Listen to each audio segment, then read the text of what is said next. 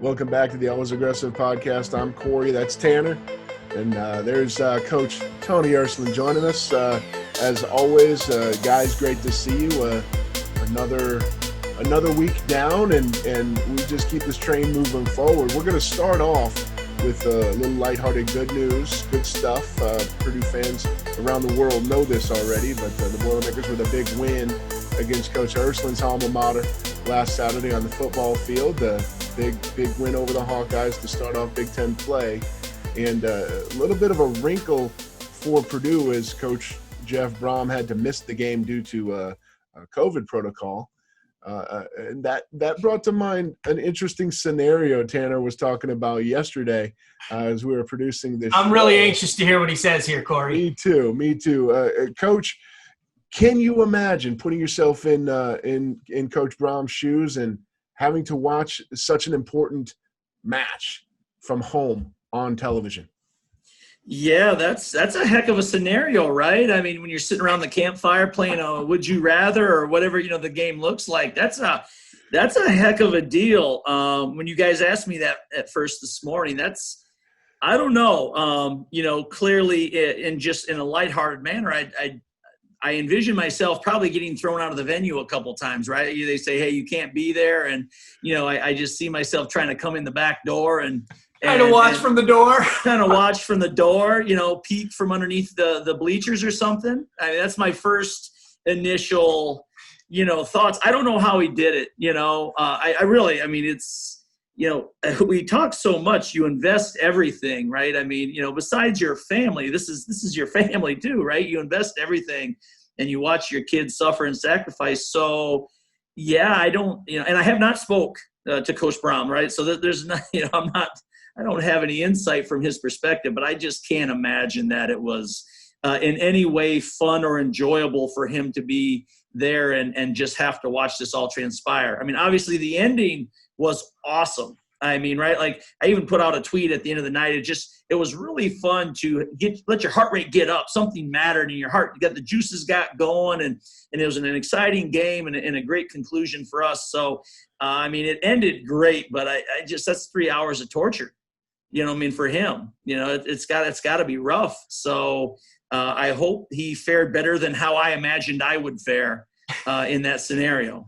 Well, it's so different too. When I think of the difference between football and wrestling. Yeah.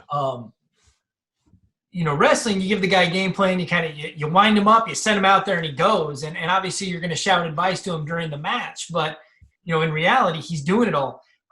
In a sport like football where Coach Brohm has he's calling plays, he's making decisions. Yep. He went from having a lot of control to having no control. And that seems like, that's nuts. And us head coaches, we're not control freaks. That's not a part of our DNA, right?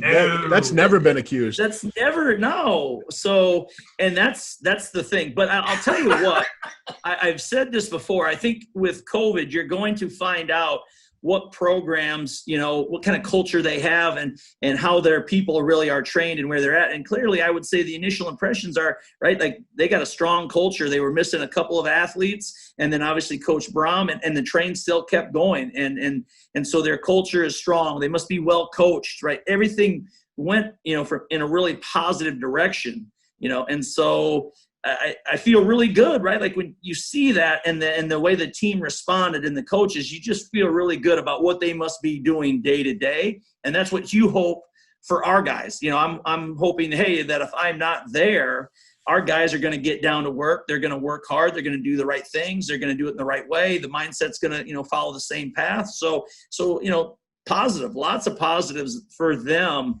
in what their culture and how those kids are coached and the staff, right? They all seem to rally and do a great job, and that speaks highly of them. And that's the same thing I would hope for our guys, in my absence or any coach's absence. You hope, hey, they're going to pick the ball up and keep going. Yeah. What's that saying? Characters, what's revealed when no one's around. Yep. 100%. I think you're gonna really see on both ends of the spectrum. Some teams are gonna thrive in those instances, and some will possibly crumble. And it's gonna be to the buy-in and what the culture on that team is and what that leadership's been, in my opinion. I can verify his wife and kids made sure that they were not in the house. They didn't want to be around that. But there were multiple times he said during the game where he actually scared the family dog. So I was going to bring that up too, Corey. When I read that, I couldn't stop laughing. That is absolutely correct. I mean, I've been known to raise my voice and chuck the remote across the room into the couch at a high velocity, and I'm not coaching, that right. team, So I can only imagine with his investment level that it got kind of tense. Hopefully him and the dog still have a great relationship. Hope so. Yeah. I mean, it's got to be salvageable, right? Right. Dogs are pretty loyal, so they'll be okay. There you go. Well, huge congrats to the Purdue football team. I know that I speak for everyone in saying that it was just amazing to have Purdue athletics back and to see them, to be able to turn on the TV and watch the Boilers compete and see that all go down. And then, obviously end in a very thrilling victory. David Bell was incredible. Mm-hmm. That was a lot of fun to watch. And so, I know, Coach, you say you're a huge college football fan, and when you got a bit of a dog in the fight, it makes it even that much better.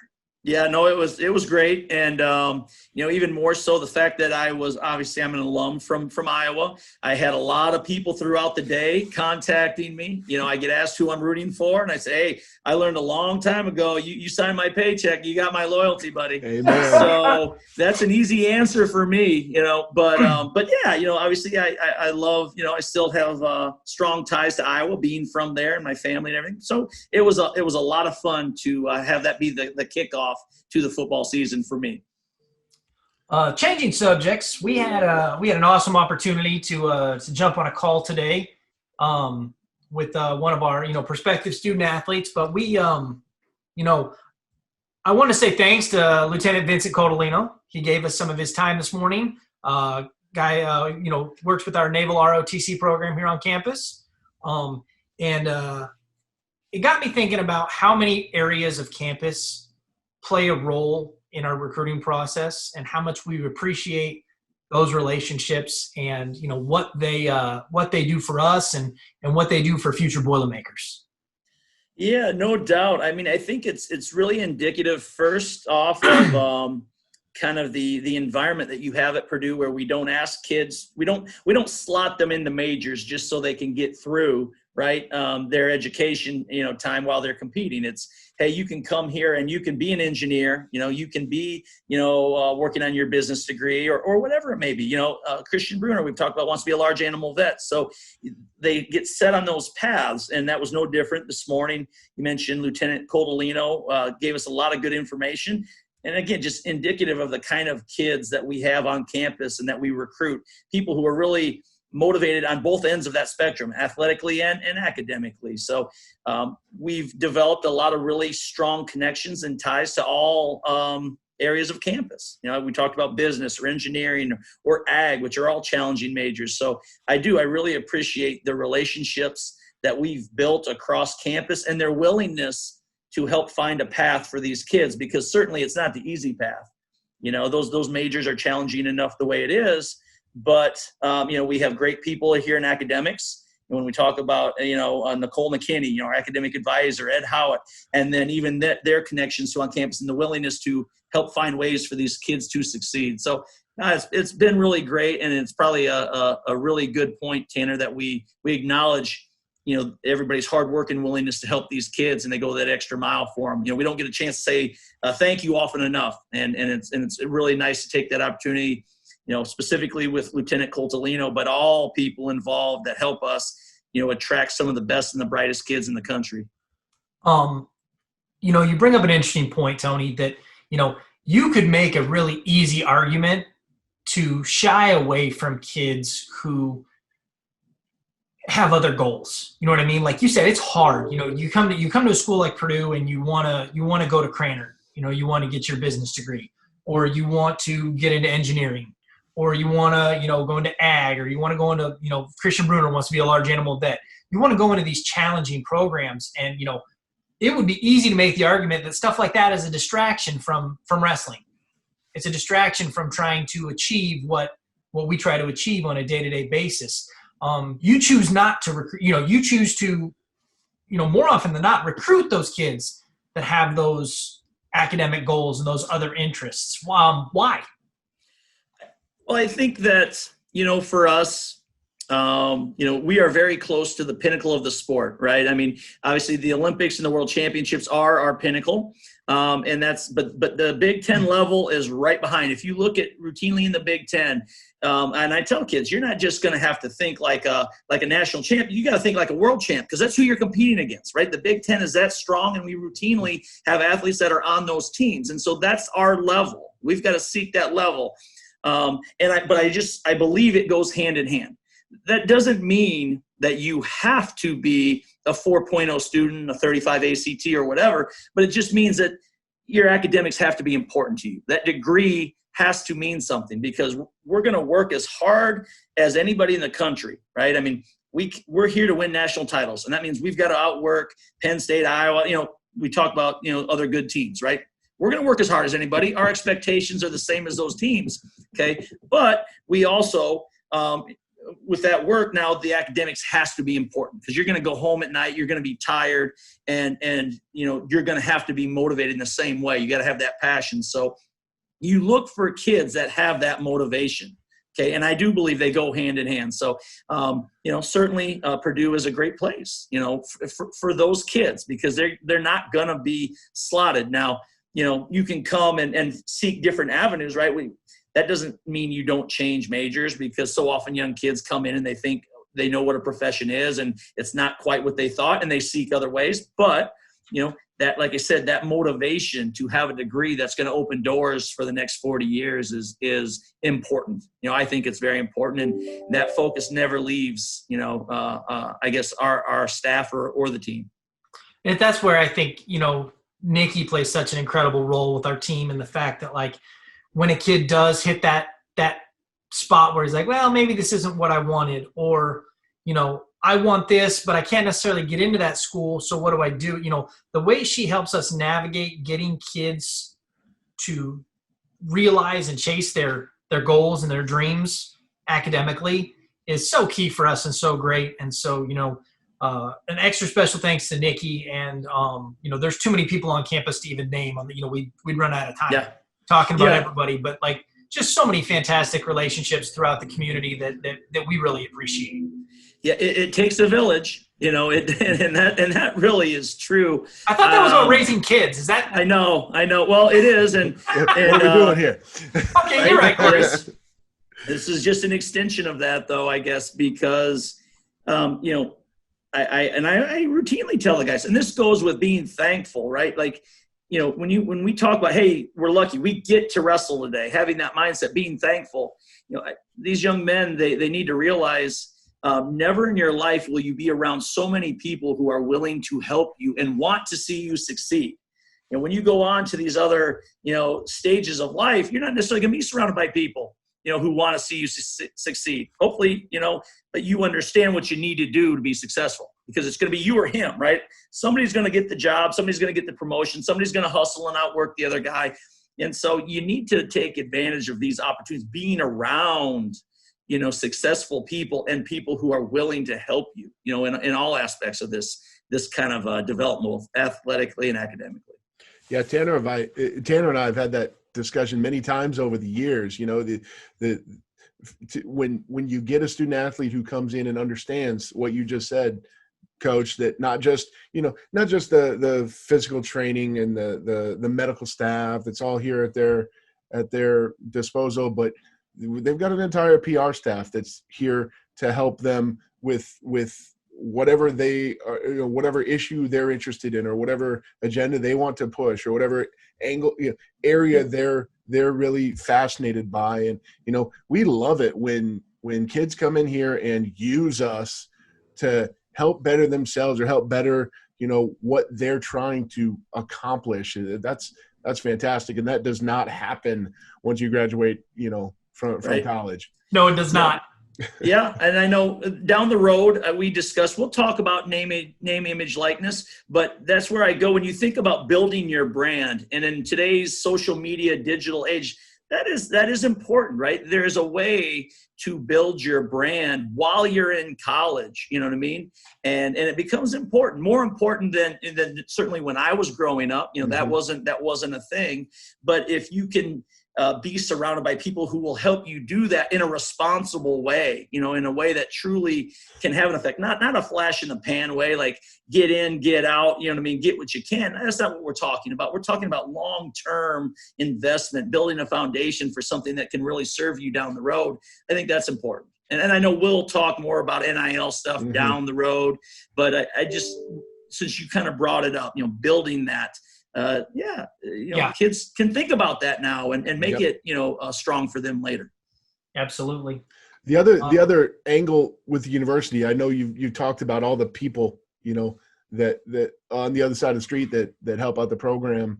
It goes all the way to the top. It goes all the way to President Mitch Daniels and, his interest in the program. And he's very interested in students in general on campus, very student-centric president, but I know he's been to several matches over the years and has spoken to the team and, meets with individuals when he can. So it's a culture that starts really with him on the academic side.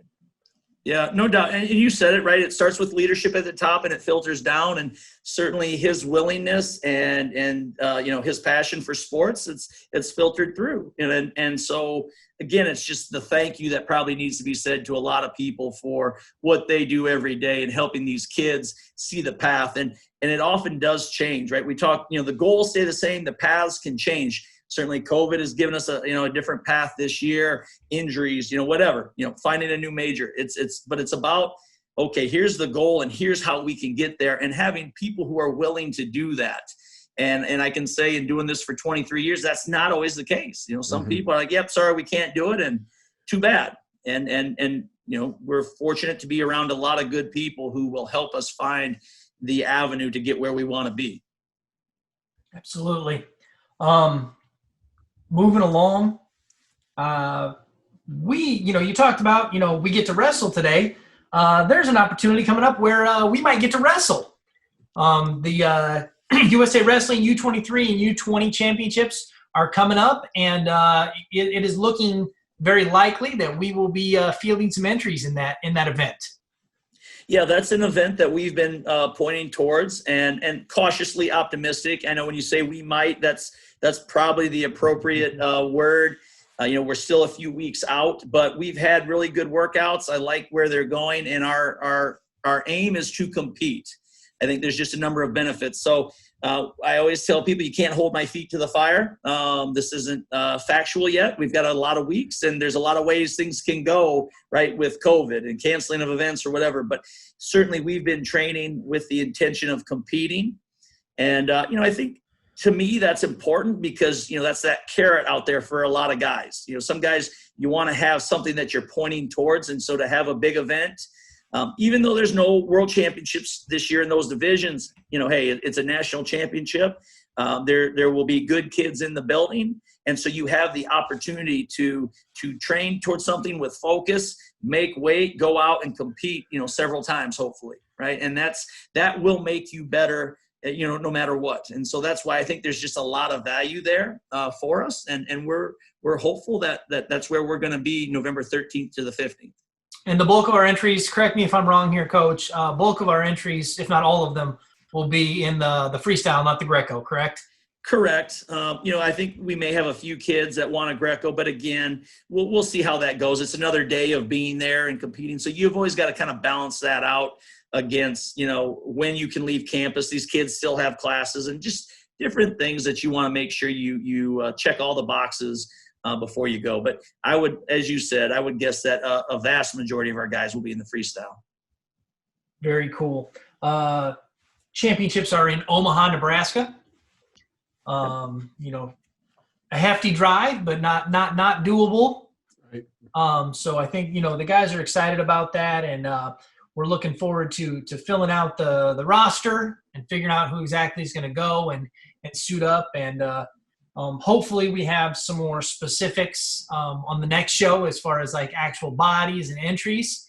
I know we talked to Coach Vega yesterday, and there's a lot of schools that are doing what we're doing. They're kind of holding off to register until the last minute based on all the other concerns and whatnot. Registration deadline is November 4th. Is that correct? You'd have to ask Vega. He's the logistics man with you, buddy. I mean, you guys are the ops guys on this trip. I leave that to you. That's a scary thought. You're leaving Vega and I in charge? Are you nuts? The two bald guys are in charge. The two guys who have lost all their hair are driving this train. So here we are. But no, it's clearly, as you mentioned, and it's kind of the strategy for everybody right now is, you hold off and you wait until the last moment just to make sure there's no changes, whether it's travel restrictions or whatever. And then we'll get the kids entered, get them in and go. So, no, we're looking forward to it. And I would mention two divisions out there, right? It's the university division, the U23s, and then the 20 and under division. So we will have guys in both divisions there across the board. Sorry about that, guys. Yeah. I thought I had that thing on silent, but apparently I didn't. You're that guy. And that actually, the phone call was about U23s, and so I'm going to have to return that one here shortly because that's going to be an important call. Pat King's calling me to help us arrange our travel, so I'll have to get back to her after we're done here. You got to that silent button quick. I was on it. I mean, it was right within arm's reach. I got good reaction time still, Coach. You're right. I've still got it a little bit. You're a basketball guy, so that hand-eye coordination probably isn't too bad. That makes sense. It did look like your feet were stuck in the mud, in the carpet there, so we'll have to work on that. We've got the scouting report. Yeah, doesn't move his feet. Doesn't. Good hand-eye. Good hand-eye, but he doesn't move his feet. I think Coach would agree. My college coach might agree with that one. I don't know. Anything else about Omaha, Corey, that you're curious about? I think it's going to be, God, just to be excited to compete is a huge deal. But definitely. But Coach mentioned there's no world championships. We're not there. There's not that world team spot on the line, so it's gonna, that takes a little of the shine off it. But at the same time, you get to wrestle today. Yeah, and you don't get to compete in the world championships, but you still get to be a national champion at the end of the day. So, they're still crowning those. That seems like a worthwhile venture. No, absolutely it is, right? It keeps kids motivated, Right. I'm a strong believer you don't have to compete, every weekend, right? Like we've seen, even at the youth levels, you've seen people compete just about every weekend and they have 200 matches. That's not what I'm talking about here. Right. I truly do believe in preparation, and you should be prepared when you go compete. But, it's been a while for us, you know what I mean? And so this is great. This is kind of more back to normal where we get to compete in these age group championships, and it will help further us, as we look towards our season in those events in January. So there's an added benefit both ways there for everyone. No doubt. And like you said, the registration, it sounds like it's a week from today. A week from yesterday is election day here in this country. And without getting into politics, because nobody wants that at this point, let's talk about the subject still, just, from your vantage point, Coach, of just how important is it? And what's your message to the team as far as, not just voting, but being informed? Yeah, well, see, I think what you just said is being informed, right? Like when you're informing yourself, now you're a part of the process. And I think that's one of the biggest things that have come out of this. I never want to draw party lines, with the team, right? It doesn't matter, Republican, Democrat, Libertarian, whatever. That doesn't matter. It's that you are participating in the process. I think that's one of the great things that has come out of this summer, with some of the social injustice things that we're talking about that are important, right? But it's got people now participating and informing themselves. I think that's huge for young people to be part of that, and make up your mind, on what you value, what's important to you, what are the issues that really, are going to help you decide which way you want to go. And not just that, because it's an election year for the president, you think in that terms, but it's at all levels, right? It's at the county level, it's at the state level, and probably even more so. The things that really affect you are at that county and state level. So participate at all levels, to me, is a really big deal. And obviously, we're not having mandatory workouts on election day, so that people do have time. Hopefully they've already gotten out and voted early too. I think that's important. But yeah, make your voice heard, and vote on the things that are important to you. And that's just been my message to the team is, hey, take part in the process and be informed. It doesn't matter, to me what the party lines are. If anything, I think that's hurt us, right? Like that's divided us more than that's brought us together, which is the disappointing thing here. You would hope that this can bring people together, and I'm still hopeful that's where we'll land. That instead of division, there'll be, togetherness on this deal. Yeah, Cory and I talk a lot about this, and the whole idea of being informed, and young people, it's so important to decide like what is important to you. Yes. No, and I think, like you said, I think a lot of the events of the last 6 months have brought some of this to light. But, sitting down and identifying the things that are important to you, and then going and finding out which candidate is, who is the person that's going to help reinforce the things that are important to you on a bigger level.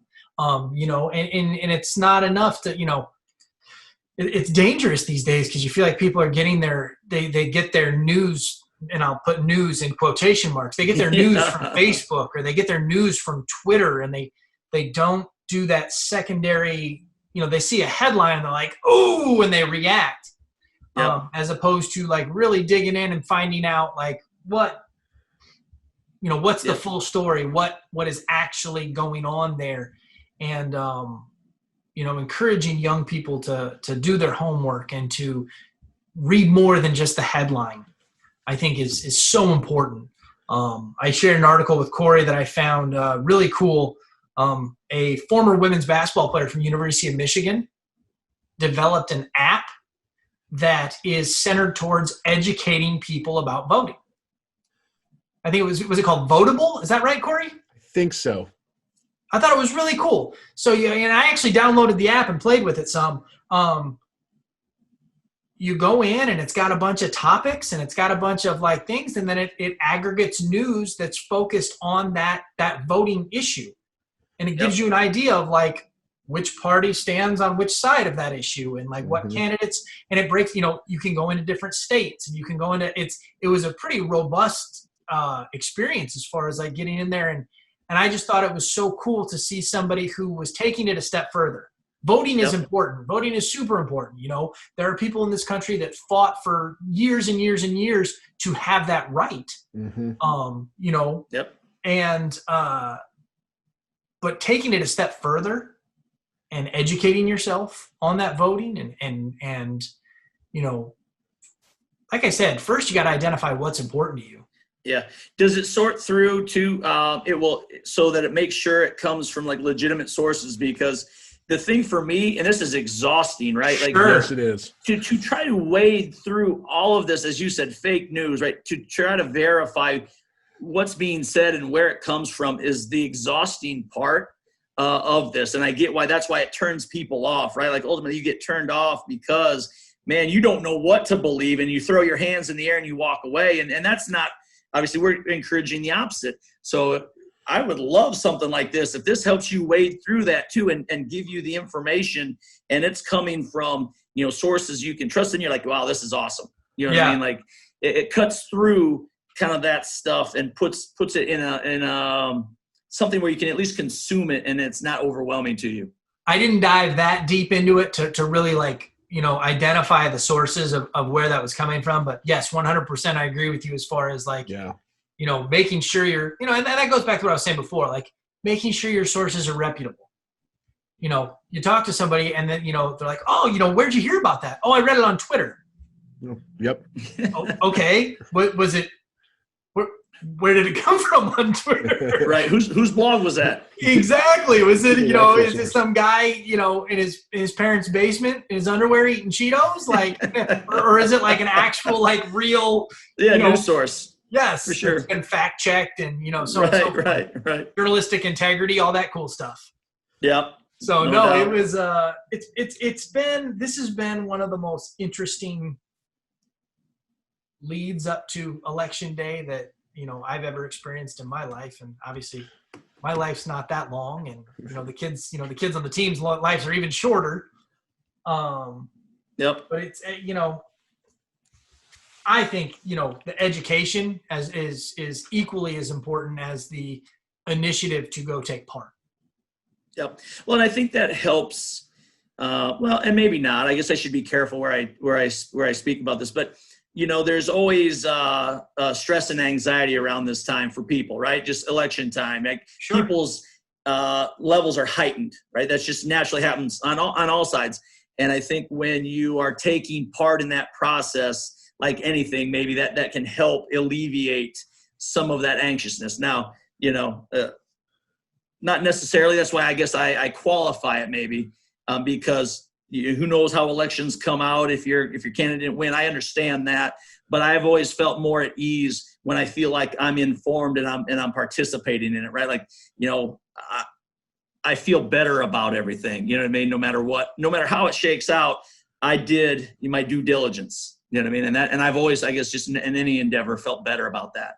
So, for whatever that's worth. Well, information is king, right? Isn't that the saying, Corey? That's what they say. That's what they say. It's funny what Tanner said. We talk a lot about this. I'll say in jest a lot of times. I don't want more people to vote. I want more informed people to vote. Like, I don't think everybody should vote. Like, if you don't care, stay home. If you don't know what you're talking about, stay home. But if you know what you're talking about, I don't care who you vote for, as long as you know what you're talking about. And Right. that's great. The more you can push that to the young men on your team and to any potential voters out there. So inform yourself and then get out there and vote next Tuesday if you haven't already. Yeah, no doubt. I think that's been a huge positive of what's come about from this, right? Yep. There just has been a bigger push for young people to register and to vote and take part. And I think that is a good thing. Absolutely. Corey, we got anything else? Coach, you got anything else this week? We thought we had some fun stuff. No, like I said, hopefully we get a little more details on U20s and U23s coming up. I think that will be a great thing. I know that we are getting closer to hammering out some details towards scheduling. I'm talking to the team. I'm not ready to release that publicly yet, but I will just tease it that hey, we are kind of into the bones of really looking at some scheduling, and I think that's great. So I'm hopeful that in the near future we can talk about that. I think look forward to those more details concerning scheduling and these events that are coming up. Absolutely. Awesome. Absolutely. Well, we'll be off next week. Is that correct, Corey? We are off next week, back the following week, and we'll talk through scheduling, as that'll be right around the time that y'all leave for Omaha, hopefully. So we'll get through that, but we'll definitely be back in 2 weeks. Sounds great. Sounds good, boys. All right. Until then, we'll see you down the road. Boiler up.